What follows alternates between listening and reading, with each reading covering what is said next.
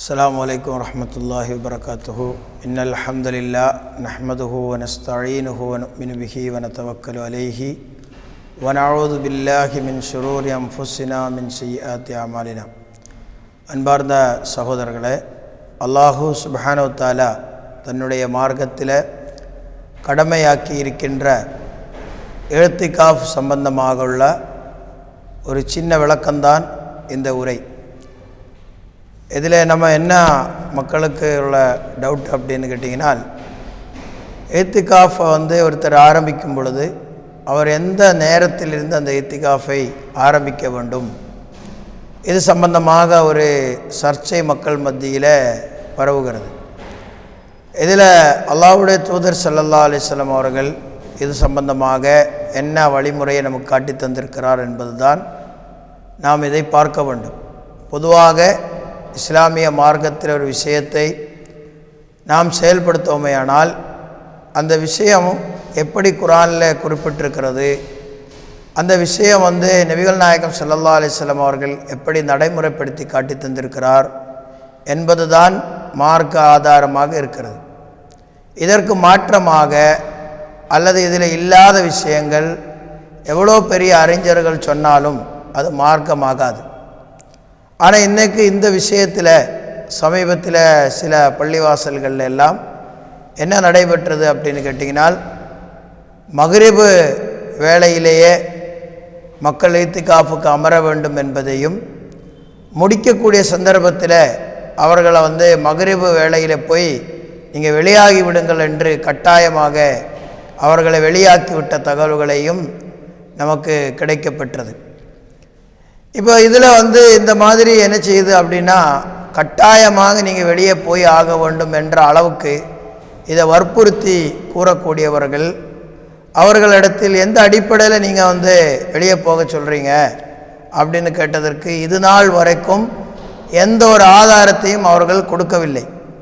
மாறாக எல்லா காலத்திலேயும் நாங்கள் இத்தனை வருஷம் மதரசாவில் படிச்சிருக்கிறோம், எங்களுக்கு பட்டம் இருக்கிறது, நாங்கள் சொன்னால் நீங்கள் தான் கேட்கணும், நீங்கள் பாமர மக்கள், நீங்கள் கேள்வி கேட்கக்கூடாது, மீதி அதை மீறி கேள்வி கேட்டால் நீ எந்த மதரசாவில் படித்த, இப்படி ஒரு காலத்தில் மக்களை ஜாகிலியத்தில் கொண்டு போய் விட்டு மக்களுக்கு கபர் வழிபாடையும் ஷிர்கையும் அதுபோன்ற பிதஅத்துகளையும் ஊடுருவ செய்வதற்காக முயற்சி செய்த அந்த ஜாகிலியத்தில் உள்ள அறிஞர்கள் அந்த விஷயத்தில் என்ன நிலைப்பாடில் இருந்தார்களோ, எப்படி அது மக்கள் மத்தியில் பரவ செய்தார்களோ, அதே நிலைமைக்கு இன்றைக்கு தௌஹீதில் இருக்கிறோம் என்று சொல்லக்கூடிய அறிஞர்களும் வந்திருக்கிறது மிகவும் கவலைக்குரிய ஒரு செயல். ஏனென்று கேட்டால், தௌஹீது என்ற இந்த கொள்கை எப்படி வளர்ச்சி அடைந்தது என்று கேட்டால், குர்ஆனிலிருந்தும் ஹதீஸிலிருந்தும் நேரடியாக ஆதாரத்தை சிந்தித்து செயல்பட்டதன் அடிப்படையில் தான் இந்த அளவுக்கு மக்கள் விழிப்புணர்வு அடைந்து வந்திருக்கிறது. இதற்கு முன்னாடி என்ன நிலைமை இருந்துச்சு, ஹஜ்ரத் சொல்லிட்டாரு, அவருக்கு எல்லாமே தெரியும், அவர்கிட்ட கேள்வி கேட்கக்கூடாது, கேள்வி கேட்டாலே அது குற்றம், அவருக்கு தெரியாது உங்களுக்கு தெரியுமா, இப்படிப்பட்ட ஒரு மூட நம்பிக்கையில் மக்கள் போய்கொண்டிருந்தது. அதுக்கப்புறம் தான் அவர் பெரிய ஹஜ்ரத்தாக இருந்தாலும் எல்லா மதுஹபுடைய இமாம்களாக கொண்டவர்களை என்ன சொல்லியிருக்கிறாங்க, எங்கள் பேருள்ள நீங்கள் ஃபத்வா கொடுக்கும்போது நாங்கள் எந்த ஆயத்தின் அடிப்படையில் எந்த ஹதீஸின் அடிப்படையில் ஃபத்வா கொடுத்துருக்கு என்று தெரியாமல் நீங்கள் ஃபத்வா கொடுக்கக்கூடாது என்று அவர்களே சொல்லிட்டு இருக்கும் பொழுது இவர்கள்ட்ட ஆதாரம் கேட்குறதுல என்ன தப்பு இருக்குது என்று கேட்க ஆரம்பித்ததிலிருந்து தான் உண்மையிலே இவர்கள் கித்தாபை புரட்ட ஆரம்பித்தாங்க. அதுக்கு முன்னாடி என்ன நிலைமை இருந்துச்சு அப்படின்னு கேட்டிங்கன்னா, நாங்கள் இத்தனை வருஷம் மதரசாவில் படிச்சிருக்கிறோம், பட்டம் பெற்றிருக்கிறோம் சொல்வதை தவிர இது போன்ற அறிஞர்களுக்கு ஒரு காலத்தில் இஸ்லாத்தின் அடிப்படையான தௌஹீதே தெரியாமல் இருந்துச்சு.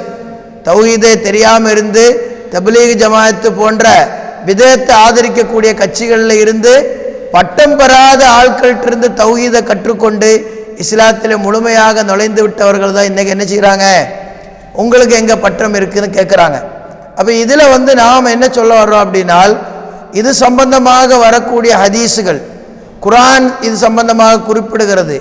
இதை நம்ம அலசி பார்க்கும் பொழுது என்ன நமக்கு தெரியுதுனால், குர்ஆன் இந்த விஷயம் சொல்கிறது எங்கே சொல்கிறது, ஃபஜ்ரோடு ஒப்பிட்டு தான் குர்ஆன் இதை சொல்கிறது. வல் ஃபஜ்ர் வலயாலின் அஷ்ர் வஷ்ஷஃபி வல் வத்ர் என்று குர்ஆன் கூறுகிறது.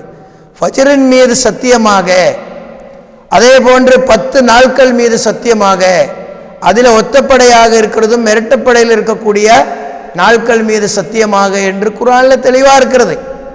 அதே போன்று லைலத்துல் கத்ரை குர்ஆன் குறிப்பிடும் பொழுது லைலத்துல் கத்ரி ஹைரும் மின் அல்ஃபி ஷஹர் தனஸ்ஸலுல் மலாயிகத்தி வர்ரூஹு ஃபீஹா பிஇذن ரப்பிஹிம் மின் குல்லி அம்ர் சலாமுன் ஹிய ஹத்தா மத்லஇல் ஃபஜ்ர்.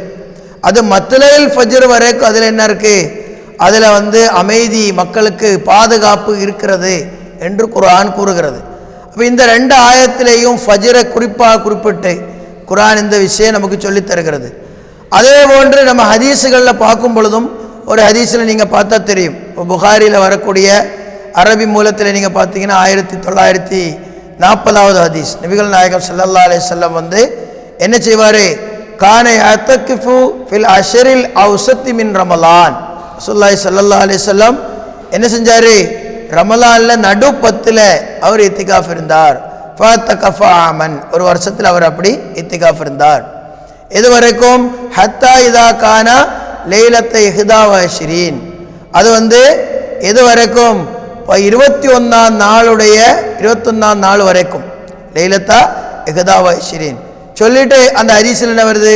வஹிய லைலத்துல்லதி யஹ்ருஜு மின் சபீஹத்திஹா மின் இத்திகாஃபிஹி. அவர் என்ன செஞ்சார்? அந்த நாளில் அவர் அந்த இத்திகாஃபில் இருந்து அந்த நாளினுடைய காலையில் வெளியே வந்தார். அவர் என்ன சொன்னார்? அந்த அந்த ஹதீஸ் இன்னும் ஒரு இடத்துல இன்னும் வெளிவாக வருது. ரசூல் ஸல்லல்லாஹு அலைஹி வஸல்லம் நடு 10ல் இத்திகாஃப் இருந்து வெளியே வந்தார் அப்படின்னால் ஜிப்ரீல் அலைஹிஸ்ஸலாம் லைலத்துல் கத்ர் நடைபெறுகிறது எப்போ?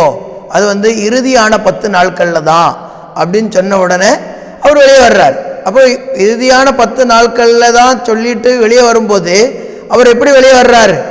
ஃபஜ்ரினுடைய நேரத்தில் சொபீகத்தில் அவர் வெளியே வர்றார். அப்போ வெளியே ஆக வேண்டிய நேரம் என்ன செய்யுது? இதில் என்ன செய்கிறாங்க? தெளிவாக நமக்கு கற்றுத்தருகிறது. அப்போ இதை தெளிவாக இருக்கும் பொழுது மக்ரிபில் நீங்கள் வெளியே போகணும், கண்டிப்பாக வெளியாக்கணும். மற்ற விஷயங்கள் எல்லாம் மக்களுக்கு தூண்டாதவர்கள், மற்ற விஷயங்கள் எல்லாம் மக்களுக்கு இப்படி தான் நீங்கள் பண்ணணும், இல்லைன்னா நான் விடமாட்டேன்னு சொல்லி மக்கள் மத்தியில் நடக்கக்கூடிய அனாச்சாரங்களை கண்டிக்காதவர்கள், அதை எந்த விஷயத்திலையும் கவனிக்காதவர்கள், ஒரு வம்புக்கென்றே என்ன செய்யுது? ஒழுங்கா இத்திகாஃப் இருக்கக்கூடிய மக்களை வெளியாக்கக்கூடிய முயற்சி செய்யுது. சொல்லிட்டு என்ன சொல்றாங்க?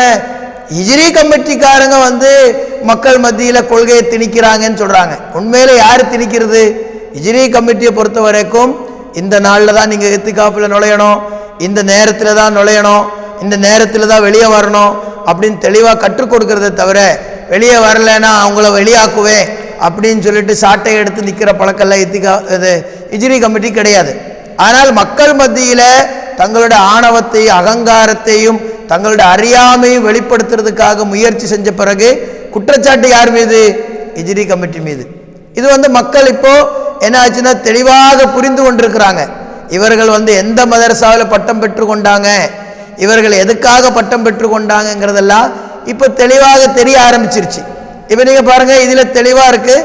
ரசூல் ஸல்லல்லாஹு அலைஹி வஸல்லம் அந்த நாளினுடைய காலையில் வெளியே வந்தார். இன்னொரு ஹதீஸில் நம்ம பார்க்கல என்னன்னா, ரசூல் ஸல்லல்லாஹு அலைஹி வஸல்லம் அவர்களுக்காக அந்த இத்திகாஃபுக்கு கூடாரம் அமைக்கப்படும் என்பதையும் ஆயிஷா ரலியல்லாஹு அன்ஹா ஆயிஷா ரலியல்லாஹு அன்ஹா அறிவிக்கிறாங்க. கான நபி ஸல்லல்லாஹு அலைஹி வஸல்லம் யத்தகிஃபு ஃபில் அஷ்ரில் அவாஹிரி மின் ரமலான். ரசூலுல்லாஹி ஸல்லல்லாஹு அலைஹி வஸல்லம் ரமலானுடைய கடைசி 10 நாட்களில் இத்திகாஃப் இருப்பார். ஃபகுன்து அல்ரிபு லஹு ஹிபாஅன், நாங்கள் அவருக்காக கூடாரத்தை அமைப்போம். ஃபயுஸல்லி சுப்ஹா சும்ம யதுகுலுஹு, அவர் சுபஹ் தொழுவார், பிறகு அதற்குள் நுழைவார். அப்போ இதில் தெளிவாக இருக்கு, வெளியே வந்ததும் தெளிவாக இருக்கு, உள்ள அவர் இத்திகாஃபுக்காக போனதும் தெளிவாக இருக்கு. இப்போ இதில் எந்த குழப்பமும் இல்லாத ஒரு சட்டத்திலேயே குழப்ப ஆரம்பிச்சிருக்கிறாங்க. ஆனால் இவங்க என்ன சொல்றாங்க? அந்த கிபார் உலமா இப்படி சொல்லியிருக்கிறார், இவர்கள் இப்படி சொல்லியிருக்கிறார், இப்படி தான் மார்க்கத்தை கொண்டு வருது. இப்போ சகோதரர்கள் சிந்திக்க வேண்டும். ஒரு காலத்தில் நாங்கள் ஷாஃபி, நாங்கள் அனஃபி, நாங்கள் ஹம்பலி, நாங்கள் மாலிகி, நாங்கள் மாதுரிதி, நாங்கள் ஷாதுலி, இப்படி தரீக்காக்கள் மூலமாக மதுஹப் இமாம்கள் மூலமாக மக்களை பிரித்தெடுத்து அவர்களுடைய அறியாமையில கொண்டு வந்து விட்டவர்கள் அதிலிருந்து வெறியானதுக்கு அப்புறம் எப்படி கொண்டு வர்றாங்க? எப்படி வந்து மூசா அலைஹிஸ்ஸலாம் மக்களை கொள்கைக்கு கொண்டு வரும் பொழுது சாமிரி நடுவில் பூந்து இதுதான் மூசா அலைஹிஸ்ஸலாம் தேடி போன ரப்புன்னு சொல்லி திரும்ப குழப்பி விட்டார்களோ, அதே மாதிரி என்ன செய்யுது? இப்போ சலஃபு என்ற பேரில் குரானையோ ஹதீஸையோ பார்க்க வேண்டியதில்லை. மாறாக என்ன செஞ்சா போதும்? முன்னாடி இருந்த சவுதி அரேபியாலேயோ அது போன்ற நாடுகளில் இருக்கக்கூடிய பெரிய ஒரு முஃப்தி அவருடைய கிதாபில் இது கூடும் அப்படின்னு சொன்னால் கூடும், இது கூடாதுன்னு சொன்னால் கூடாது. அதற்கு அவர் என்ன ஆதாரம் குறிப்பிட்டிருக்கிறாருன்னு கேட்டால் என்ன சொல்கிறாங்க? முதல் நீங்கள் உங்கள் ஆதாரத்தை தாங்கன்னு கேட்குறாங்க. இதுவும் அறியாமையின் உச்சகட்டம். காரணம் என்ன? ஒரு சமூகத்தில் உள்ள மக்களை வந்து அவருடைய இபாரத்திலிருந்து கட்டாயமாக வெளியேற்றிய பிறகு அதை அவங்க தான் ஆதாரத்தை கொண்டு வரணும். நீங்கள் தான் வந்து என்ன செஞ்சுருக்கணும்? நீங்கள் அது அந்த மக்கள்கிட்டே அந்த தப்பு இருக்குது. வெளியாக்கும் பொழுது கேட்டிருக்கணும், ஹஜ்ரத் நீங்கள் ஆதாரத்தை கொண்டு வாங்க, அல்ல மௌலவி நீங்கள் ஆதாரத்தை கொண்டு வாங்க. நீங்கள் தலையில் தொப்பி போட்டதுனாலேயோ நீங்கள் மீசை வெட்டி இருக்கிறதுனாலையோ நீங்கள் வந்து மார்க்க அறிஞர்னு சொல்ல முடியாது. ஆதாரத்தை என்னைக்கு வைக்கிறீங்களோ அன்னைக்கு மட்டும்தான் நீங்கள் வந்து ஒரு ஆலிம் என்று சொல்ல முடியும். ஏன்னு கேட்டிங்கன்னா இப்படி தான் வந்து மக்களை ஆரம்ப காலத்தில் வழிகெடுத்தினாங்க. இப்போது நீங்கள் பாருங்கள், இன்னைக்கு வந்து தமிழகத்தில் வந்து ஷிர்கை பகிரங்கமாக ஆதரித்து, தர்கா வழிபாடு ஆதரித்து, குரான்லேயே அல்லாஹ் அல்லாதவர்கள் அழைத்து பிரார்த்தனை செய்ய வேண்டியதற்கு ஆதாரம் இருக்குது என்று சொல்லக்கூடியவர்கள் அவர்களும் பட்டம் பெற்றிருக்கிறாங்க. அவர்களும் 9 வருஷம் 10 வருஷம் படிச்சிருக்கிறாங்க. ஆனால் அவர்கள் படிச்சிருக்கிறாங்க என்பதனால அவங்க சொல்றதை எடுக்க முடியுமா? அப்போ மார்க்க ஒரு மதரசாவில் வந்து இவர் ஃப்ரீயா ஒரு 5 வருஷம் படிச்சாரு, 7 வருஷம் படிச்சாரு, அதனால வந்து மார்க்க ஆதாரம் சொன்னா இஸ்லாத்தில் ஷிர்க்குக்கே ஆதாரம் சொல்லலாம், எத்தனை விஷயத்துக்கு ஆதாரம் சொல்லலாம். ஆனால் எதுக்கு ஆதாரத்தை கொண்டு வர வேண்டும்? இந்த நேரத்தில் தான் இது செய்யுங்கன்னா இந்த நேரத்தை இங்கே குறிப்பிட்டிருக்கு. இதிலே குறிப்பாக என்ன பண்ணுறாங்கன்னு கேட்டால் பிராக்கெட்டில் இருக்கிறதெல்லாம் எடுத்துகிட்டு கொண்டு வருவாங்க. நாங்கள் என்ன கேட்குறோம்? ஆதாரம் என்ன இருக்குது? ஒரு சப்ஜெக்டை நம்ம படிக்கும்போது அது சம்பந்தமாக வந்துள்ள அவ்வளோ ஹதீஸுகளையும் அது சம்பந்தமாக வந்த அவ்வளோ ஆயத்துகளையும் நீங்கள் தொகுத்து வச்சு சொல்லும் பொழுது தான் அந்த ஆதாரம் கரெக்டாக இருக்கும். ஒரு வாசகத்தை மட்டும் எடுத்து வச்சு அல்ல ஒரு வார்த்தையை மட்டும் பாதி எடுத்து இப்படி ஒரு ஆதாரத்தை சொன்னதை எப்படி சரியாக வரும்? அப்போ இந்த அடிப்படையில் சகோதரர்கள் தெளிவாக தெரிந்து கொள்ள வேண்டும். இந்த சர்ச்சை எங்கேருந்து வந்துருச்சுங்கிறதை நீங்கள் புரிஞ்சாதான் உங்களுக்கு இன்னும் தெளிவாக இருக்கும். ஒரு நாளின் துவக்கம் வந்து ஃபஜ்ர் தான், ஒரு நாளின் துவக்கம் மக்ரிபு கிடையாது என்று நாங்கள் குறிப்பிடும் பொழுது அதற்குண்டான ஆதாரங்கள் ஒன்றொன்னா சொல்லிட்டு வரும் பொழுதுதான் நாங்கள் எதை சொன்னோம்? ரசூலுல்லாஹி ஸல்லல்லாஹு அலைஹி வஸல்லம் அவங்களுடைய இழ்த்திகாஃபும் இதுக்கு ஒரு ஆதாரம். அப்போ என்ன இவங்க முயற்சி செய்கிறாங்கங்கிறது நீங்கள் தெளிவாக தெரிஞ்சுக்கணும். அந்த யூதர்களுடைய நாளின் ஆரம்பம் இருக்குது பார்த்தீங்களா, சன்செட்டிலிருந்து, அதை இஸ்லாமிய மார்க்கத்தில் புகுத்துறதுக்கு இவங்க முயற்சி செய்கிறாங்க. இவங்கள்ட்ட அவ்வளோ முயற்சி எதுக்குன்னு கேட்டிங்கன்னா, யூதர்களும் கிறிஸ்தவர்களும் எதை இஸ்லாத்தில் புகுத்தணும்னு நினைக்கிறாங்களோ அதுக்காக இவங்க ரொம்ப கஷ்டப்பட்டு வாதிடுவாங்க. எதெல்லாம் இஸ்லாத்தினுடைய ஆதாரங்களாக இருக்கிறதோ அதை எல்லாத்தையும் இவங்க அசால்ட்டாக தட்டிட்டு போயிடுவாங்க. இப்போ சந்திர கலண்டரை இவங்க ஒழிச்சு அதுக்காக ரொம்ப பேசி எதை கொண்டு வர பார்க்குறாங்க? கிறிஸ்தவர்களோட கலண்டரை கொண்டு வந்து நிறுத்த பார்க்குறாங்க. அது சரிதான், அது கரெக்டு தான் அப்படின்னு கொண்டு வர்றாங்க. அப்போ முயற்சி எதுக்கு அப்படின்னு கேட்டிங்கன்னா, இஸ்லாத்தினுடைய ஷிஆர், இஸ்லாத்தினுடைய ஆதாரங்களையும் அடையாளங்களையும் நிலைநாட்டுவதற்காக அல்ல. இவர்கள் எந்த மதரசாவில் படிச்சிருக்குங்கிறதே ஒரு கேள்விக்குறியா இருக்கு. காரணம் என்னன்னு கேட்டிங்கன்னா, இவர்கள் முயற்சி செய்வது அனைத்துமே அல்லாஹ் சுப்ஹானஹு வ தஆலா யார் மீது கோபப்பட்டானோ, யார் சாபத்துக்குரியவர்கள் சொன்னானோ அவர்களுடைய கொள்கைகளை புகுத்துறதுக்கு தான் அவங்களோட அவ்வளோ முயற்சிகளும். அவர் அல்லாஹ்வுடைய தூதர் ஸல்லல்லாஹு அலைஹி வஸல்லம் அவருக்காக ஒரு கூடாரம் அமைத்து அவர் ஃபஜருக்கு பிறகு போயிருக்கிறார் என்று தெளிவாக வரும் பொழுது என்ன இருக்கு? அதற்கு மாற்றமாக ஒரு ஆதாரம் கொண்டு வந்தா என்ன செய்யணும்? ரசூலுல்லாஹ் வந்து மக்ரிபில் பள்ளிக்கு வந்தார், அதுக்கப்புறம் கூடாரத்தில் தான் அவர் வந்து ஃபஜருக்கு நுழைஞ்சார் அப்படின்னு கொண்டு வந்தா நீங்கள் அதை கொண்டு வாங்க. ரசூலுல்லாஹ் வந்து மக்ரிபில் நான் இத்திகாஃபுக்காக வந்திருக்கிறேன்னு மக்ரிபில் வந்தார். மக்ரிபில் வெளியிலெல்லாம் ரெஸ்ட் எடுத்துட்டு வெளியிலெல்லாம் உட்காந்துட்டு என்ன செஞ்சார்? ரெஸ்ட் எடுக்கிறதுக்காக கூடாரத்தில் போயிட்டார் அப்படின்னு சொன்னாலும் இவங்க அங்கேயும் மாட்டுவாங்க. காரணம் என்ன? இவங்களா வந்து பள்ளிவாசல்களில் இத்திகாஃபுக்கு என்று கூடாரத்தை அமைச்சு என்ன செய்கிறாங்க? மக்ரிபிலே போய் உள்ள உட்காந்துக்கிறாங்க, இஷாவிலே அங்கே உட்காடுறாங்க, அந்த நாளில் நைட்டே அங்கே தூங்கிடுறாங்க.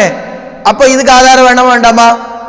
ரசூலுல்லாஹ் வந்து கூடாரத்தில் வந்து ரெஸ்ட் எடுக்கிறதுக்கு தான் ஃபஜருக்கு போவாங்கன்னா நீங்கள் ரெஸ்ட் எடுக்கிறது ஃபஜருக்கு அப்புறம் போனோம். அப்போ நீங்கள் எப்படி முன்னாடியே போய் கூடாரத்தில் உட்காரலாம்? அப்போ அதிலேயும் மாற்றம் இதிலேயும் மாற்றம். இப்போ என்ன ஆகுதுன்னு கேட்டீங்கன்னா, குர்ஆனுடைய ஆதாரங்கள் அவ்வளவுமே ஒரு நாளின் துவக்கம் என்பது காலை தான். நீங்க பாருங்க, அரபுகள் நாளை அப்படின்னு சொல்றதுக்கு உண்டான பொதுவாக பயன்படுத்துகிற 2 வார்த்தைகள் இருக்கு. ஒதன் அப்படின்னு சொல்லுவாங்க நாளைக்கு. ஒதனுங்கிறது என்ன? காலை நேரம். புக்கரத்தன் அப்படின்னா புக்கரத்தன் பாங்க. புக்கரத்தன் என்ன? காலை நேரம். அப்போ ஒரு நாள் முடிஞ்சு அடுத்த நாள் ஆரம்பம், அடுத்த நாளே அப்படின்னு அவங்க சொல்றது உண்டான வார்த்தையே மக்ரிபுக்கு பிறகுள்ள நேரம் கிடையாது. நீங்க குர்ஆன்ல எடுத்து பாருங்க, புக்கரத்தம் வாஷியா பில் உதுவி வல் ஆசால் இப்படின்னு காலை மாலை தெளிவா இருக்கும். நேரத்தை திக்ர துஆக்களை இபாதத்துகளை குறிப்பிடும்பட இடத்துல எல்லாமே இப்படிதான் இருக்கு. இப்படி தெளிவா இருந்த பிறகும் என்ன செய்யறாங்க, அந்த ஷேக் இந்த ஃபத்வா கொடுத்திருக்கிறாங்க, இந்த ஷேக் இப்படி சொல்லி இருக்கிறாங்க. இந்த ஷேக்ங்கிற வார்த்தை ரொம்ப அழுத்தி சொன்னதினால ஆதாரமாகாது. ஆதாரம் என்பது குர்ஆனிலிருந்தும் ஹதீஸிலிருந்து தெளிவாக கற்று சொல்ல வேண்டும். அப்படி ஆதாரத்தை இவர்கள் முன்வைக்காமல் இனிமேல் உங்களை மக்ரிபில வெளியே போக சொன்னீங்கனால், அவர்கள் உங்களை திணிச்சிங்கினால், சகோதரர்கள் தெளிவாக அவர்களிடத்தில் ஆதாரம் கேட்க வேண்டும். இதுதான் நபிகள் நாயகம் ஸல்லல்லாஹு அலைஹி வஸல்லம் அவர்களோட சுன்னா. இன்னொரு படி மேலே நீங்க முவத்தா மாலிக் போன்ற கிதாபுகள்லாம் எடுத்து பாருங்க.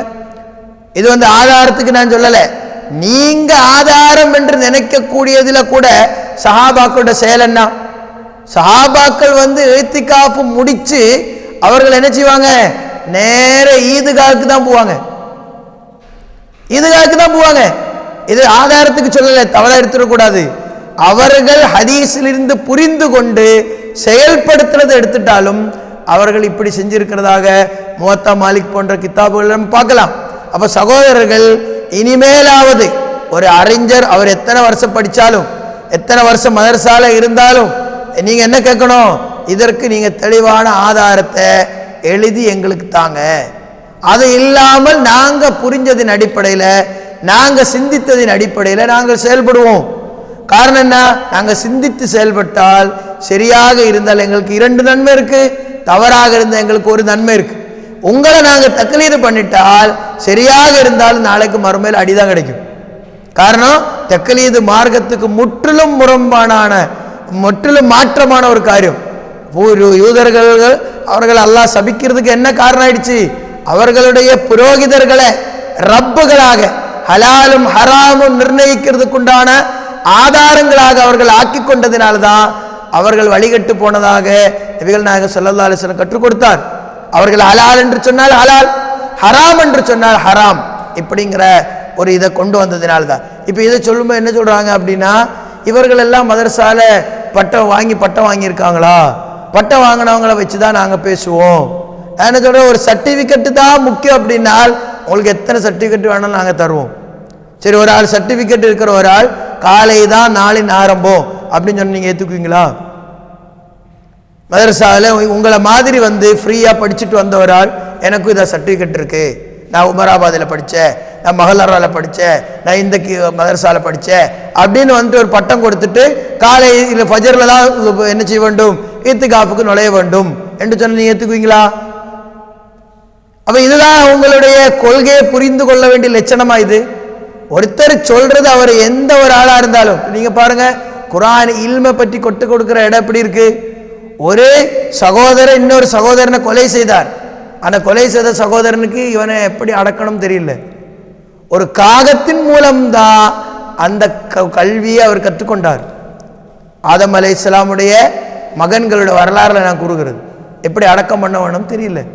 அப்போ ஒரு கல்வி எங்கிருந்து வந்தாலும் அதை எடுத்துக்கொண்டு செயல்படுதான் ஒரு அறிவாளியான ஒரு மனுஷனுக்கு அழகை தவிர, கல்வி சொல்லக்கூடிய ஆள் அவர் எந்த அடிப்படையில் சொல்கிறார் என்பதுதான் பார்க்கணும் ஒழிய அவருடைய ஆதாரத்தை இல்லாமல் அவரை பார்க்கக்கூடாது. இதுதான் இஸ்லாம் கற்றுத்தருகின்ற முறை. நபிகள் நாயகம் ஸல்லல்லாஹு அலைஹி வஸல்லம் கற்றுத்தந்த முறை. பல காரியங்களிலேயும் மற்ற ஆட்கள் சொன்னதை ரசூலுல்லாஹி ஸல்லல்லாஹு அலைஹி வஸல்லம் உண்மைப்படுத்தி இருக்கிறார். ஒன்று ரசூலுல்லாஹ் காலத்தில் நீங்க பாருங்க, ரசூலுல்லாஹி ஸல்லல்லாஹு அலைஹி வஸல்லம் தூதராக இருக்கிறார். ஆனால் உமர் ரலியல்லாஹு அன்ஹு ஒரு கருத்து முன்வைக்கிறார், நம்ம என்ன செய்ய வேண்டும், இப்ராஹிம் அலைஹிஸ்ஸலாம் நின்ற இடத்தை முஸல்லாவாக ஆக்க வேண்டும். இப்போ என்ன செய்யுது, இப்ராஹிம் அலைஹிஸ்ஸலாமுடைய முஸல்லாவை அந்த மகாம் இப்ராஹிமை முசல்லாவாக ஆக்க வேண்டும் என்ற கருத்தை உமருல்லானுக்கு தான் கொண்டு வந்தார். அப்போ உமர் கொண்டு வந்தார், இல்லை தூதர் கொண்டு வரலைங்கிறதுனால அல்லாஹ் அதை ஏற்றுக்காம இருந்துச்சா? அல்லாஹ் அதுதான் சட்டமாக கொண்டு வந்தான். உமருடைய நாவின் மூலமாக அல்லாஹ்வுடைய கவுல், அல்லாஹ்வுடைய கலாம் வருவது என்று அவர் புகழ்பட்டார். அதே மாதிரி ஒவ்வொரு விஷயங்கள் எத்தனையோ ஆதாரங்கள் நம்ம அடுக்கிட்டே போகலாம். ஆனால் திரும்பவும் இந்த சகோதரர்களிடத்தில் இந்த மார்க்கத்தை பிரச்சாரம் பண்ணக்கூடியது நாங்கள் தாழ்மையாக கேட்டுக்கொள்வது என்னவென்றால், நபர்களை நீங்கள் பார்க்க வேண்டாம். அவர்கள் எங்க படித்தார், என்ன பட்டம் பெற்றிருக்கிறார் என்று நீங்க பார்க்க வேண்டாம். உங்களுக்கு பட்டம் தான் முக்கியம்னா அதுக்கு நிறைய பட்டம் பெற்றவங்க இருக்கிறாங்க. ஆனால் இஸ்லாத்தினுடைய வரலாறு என்ன நீங்க பார்த்தீங்கன்னா, இஸ்லாத்தை பிரச்சாரம் செய்து மேலோங்க செய்து பல நாடுகளுக்கு கொண்டு போய் சேர்த்தவர்கள் ஆலிம்களை விட, நீங்க சொல்லக்கூடிய மதரசாவில் படித்தவர்களை விட பட்டம் பெறாதவர்கள் அவர்கள் தான் உண்மையில் இந்த மார்க்கத்தின் மீது பற்று கொண்டு என்ன செஞ்சிருக்கு, மார்க்கத்தை பிரச்சாரம் பண்ணியிருக்கிறாங்க. இன்னும் நீங்க பாருங்க, பள்ளிவாசல்கள்ல தங்களுடைய சுய உழைப்பிலிருந்து சம்பாரிச்சு மௌலவிமார்களுக்கு சம்பளத்தை கொடுத்து 40,000 20,000 30,000 தந்தாதான் நான் மார்க்கத்தை பேசுவேன்னு சொல்றவங்களுக்கு நீ 30,000 வாங்கிக்கோ 40,000 வாங்கிக்கோ, நீ எப்படியாவது மார்க்கத்தை பேசுப்பான்னு சொல்லி பணத்தை கொடுக்கறது யாரு? எந்த மதரசாலையும் பட்டம் பெறாதவர்கள். மௌலவிகள் எப்படி இருக்கிறாங்க? 5,000 ரூபாவோ 2,000 ரூபா குறைஞ்சாலும் இனிமேல் நான் பயான் பண்ண மாட்டேன், நான் இமாமத் பண்ண மாட்டேன், குத்பா பண்ண மாட்டேன், இதை விட கூடுதலாக தரக்கூடிய பகுதிக்கு நான் போவேன்னு சொல்லிட்டு போறதுக்கு ரெடியா இருக்கிறாங்க. மார்க்கத்தை பிரச்சாரம் பண்றதுக்கு பற்று யாருக்கு இருக்கு? மதரசாவில் பட்டம் பெறாதவர்களுக்கு தான் அந்த இஹ்லாஸ் இருக்கிறது. அப்ப இஹ்லாஸை எடுத்துக்கொண்டாலும் மார்க்கத்தை பிரச்சாரம் பண்றதாக எடுத்துக்கொண்டாலும் நீங்க பாருங்க, ஜகாத்தை பற்றி பெருமையோ ஆலிம்கள் பேசுவாங்க. ஆனா நீங்க அந்த பள்ளிவாசலோட கணக்கில் ஆலிமுடைய ஜகாத் இருக்கான்னு நீங்க பாருங்க, இருக்காது. அவருடைய சதக்கா இருக்கான்னு பாருங்க, இருக்காது. சதக்காவை பற்றியும் ஜகாத்தை பற்றியும் 2 மணி நேரமா 5 மணி நேரமா அதோட சிறப்பை பற்றி பேசுவாங்க. ஆனா அவருடைய ஜக்காத்தோ சதக்காவோ பள்ளியோட ரெக்கார்ட்ல இருக்க பாரு இருக்காது. நான் இது இந்த விஷயத்துக்காக சொல்லல. பட்டம் பெற்றவர்கள் இந்த மார்க்கத்திற்கு என்ன உழைப்பு செய்கிறாங்க, அவர்கள் சொன்னதை அவர்கள் எந்த அளவுக்கு செயல்படுத்துறாங்க என்று பார்த்தீங்கன்னா அங்கே ஜீரோவாக இருக்கிறது என்பதை மக்கள் புரிந்து கொள்வதற்காக தான் இதை நான் அடிஷனலா சொல்லி இருக்கிறேன். அதனால இந்த உரையின் சுருக்கம் இதுதான்.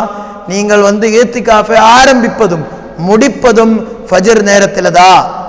மார்க்கத்தினுடைய ஒரு விஷயத்தை பார்க்கும் பொழுது ஆதாரத்தை தான் பார்க்கணும். குர்ஆன் கூறுகிறது ஹாத்து புர்ஹானக்கும், உங்களோட புர்ஹான் கொண்டு வாருங்கள் என்பதுதான் குர்ஆன் அகல கிதாபிட்ட கூட கேட்கிறது. மாறாக உங்களுடைய மதரசா சர்டிபிகேட் கொண்டு வாங்க, நீங்க 7 வருஷம் ஃப்ரீயா படிச்சிருக்கான்னு பார்க்கட்டும் அப்படிங்கிறது குர்ஆன் சொல்றது கிடையாது. அப்ப அது அடிப்படையில் நம்ம இந்த விஷயத்தை உங்களுக்கு சொல்லிக் கொள்கிறேன். வல்ல அல்லாஹ் உண்மையாக புரிந்து அதை வாழ்க்கையில செயல்படுத்தக்கூடிய நல்லடியார்கள் நம் அனைவரையும் வாக்கி அருள் புரிவானாக. ஆகிர் தாவானா அல்ஹம்துலில்லாஹி ரப்பில் ஆலமீன். அஸ்ஸலாமு அலைக்கும்.